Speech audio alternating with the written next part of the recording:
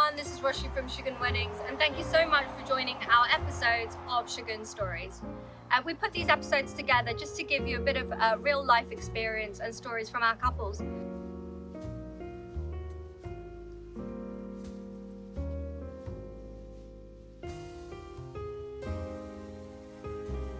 Firstly, I'd just like to thank you guys so much for coming on. It means so much to us, and I'm sure it will be so helpful for current brides and grooms, especially those who are at the very early stages of planning.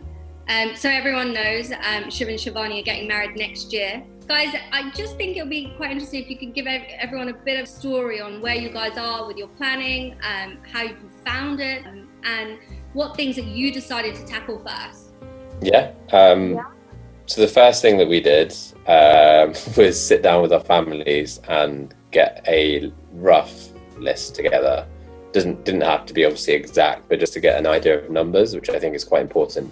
So that was our first thing, right?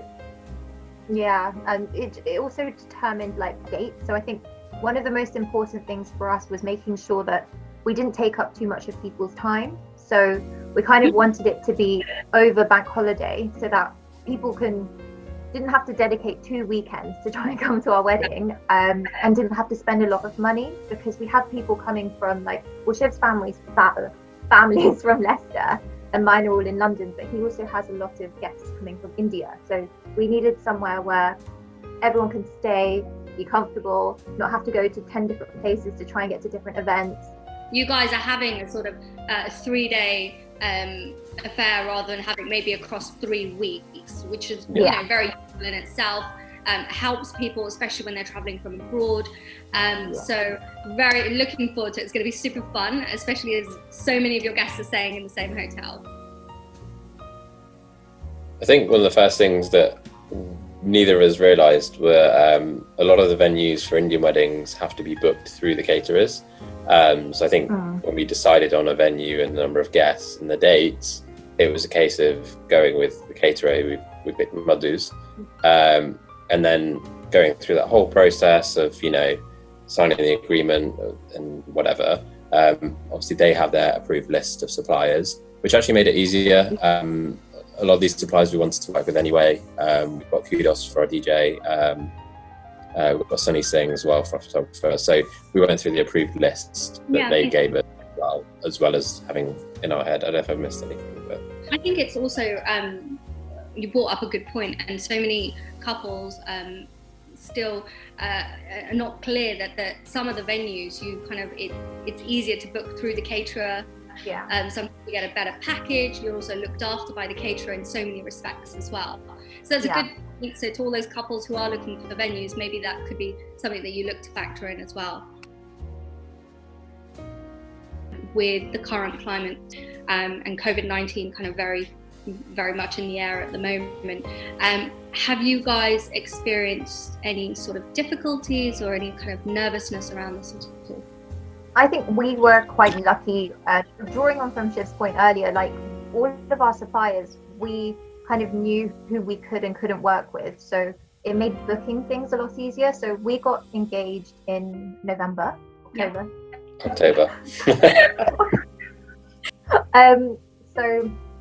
We got engaged in November. So it's October. October, carry on. We got engaged in October. So we kind of, between October and February, we kind of got everyone booked. Everyone that we knew we could work with, we booked. So we got our Maraj sorted, because everyone told me that that's the first thing you need to book as well, because they get booked up really easily. So that was booked up. Our decorator was took us the longest, to be fair, and that's just because of inspiration. I'm not exactly nervous, but I think right now it's obviously supposed to be wedding season, and we've already had so many weddings that we can't go to now, which I would be looking to for inspiration. And that being especially we haven't booked our makeup artist, like Shiv said, and that's because right now I would be looking at brides and Instagram or whatever to kind of see what people are doing. And obviously because I can't see that, I don't know who I want to work with, because I can't do trials. So I think that to me is quite I'm not nervous about it, but I think it will just make the process a bit more difficult, because when we're out of lockdown, it's kind of like an immediate rush to try and get trials to see who I want, because I know next year weddings that couldn't take place this year are going to be taking place next year, so it's going to be harder to find those key suppliers.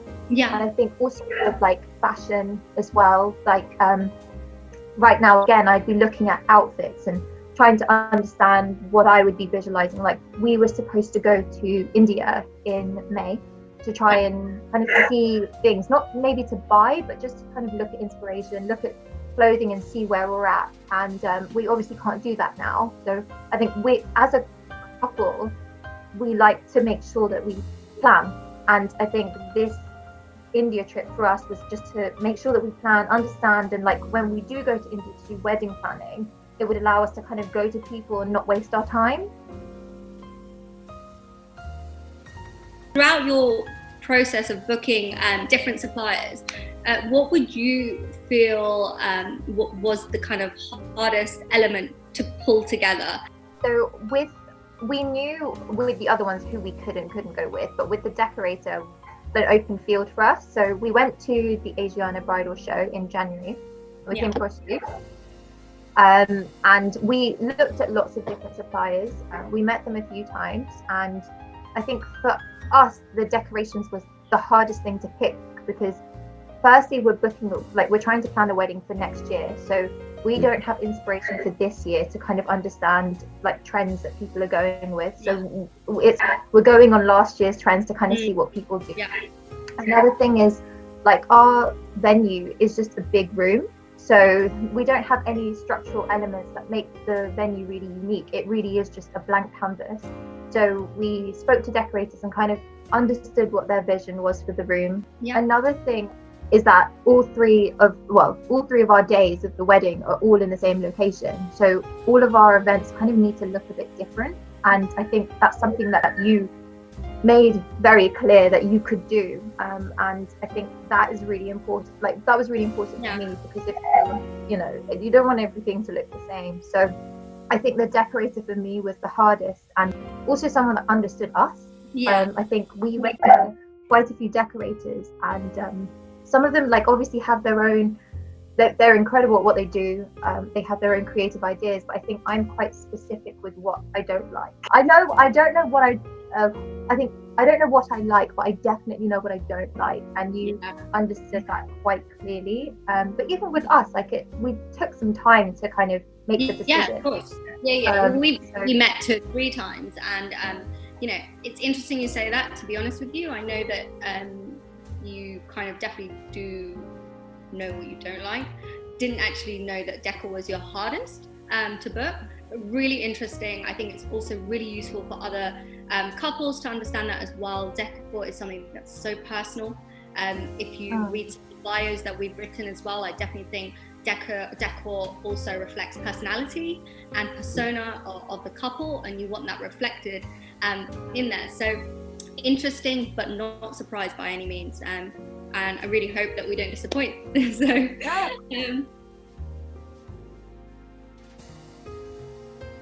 Okay, guys.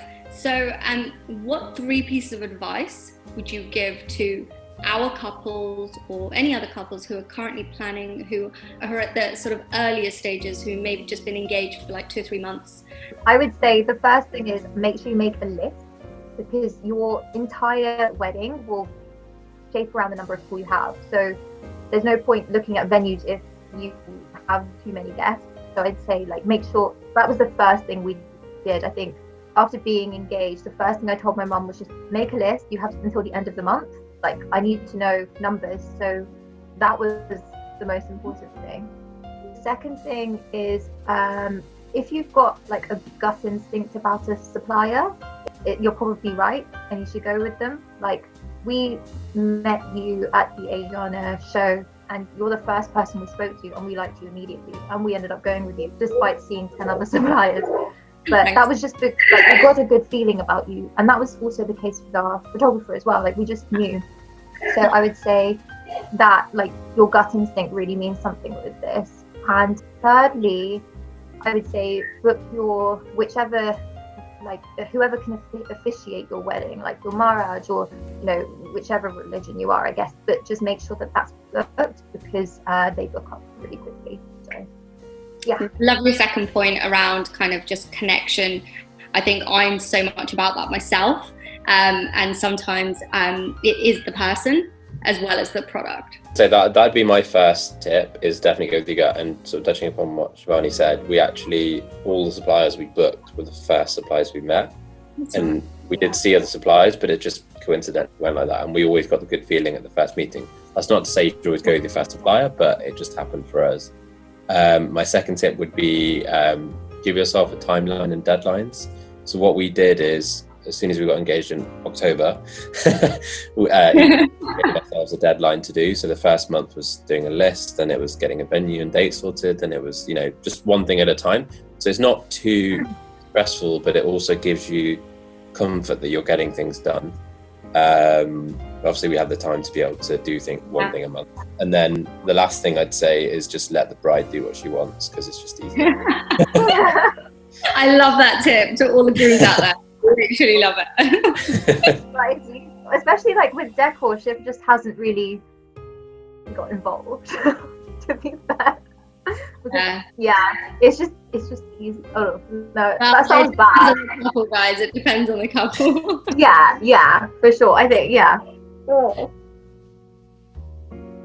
First question: the best thing about wedding planning? Ooh, that's a tough one. I'd just say actually understanding each other's tastes and things that you like. You actually find out more about each other, which is quite nice. I don't know why you're laughing. I said a nice thing there.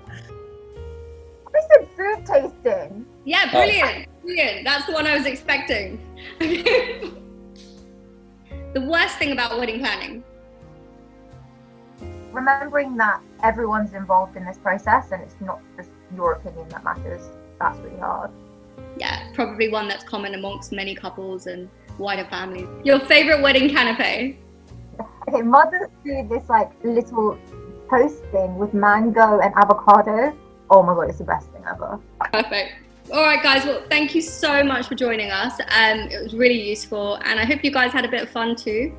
And I'll catch up with you guys soon. Thank you. Bye. Thank you, guys. Bye.